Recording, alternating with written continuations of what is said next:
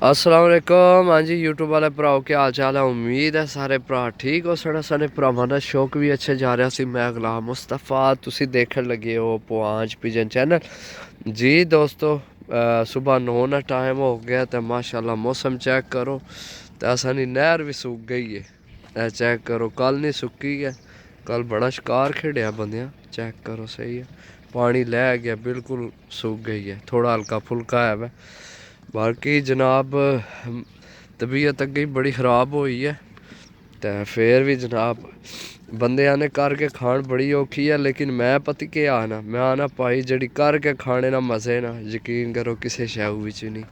अपना करके खाने ना अपना ही मज़ा है यकीन करो बस। बाकी है 4 पार्सल ने सरगोधे भेजने सही है। वीडियो लगाई सी 60 पीसा नहीं डेरे वाली तो ये जनाब 60 पीस हैं।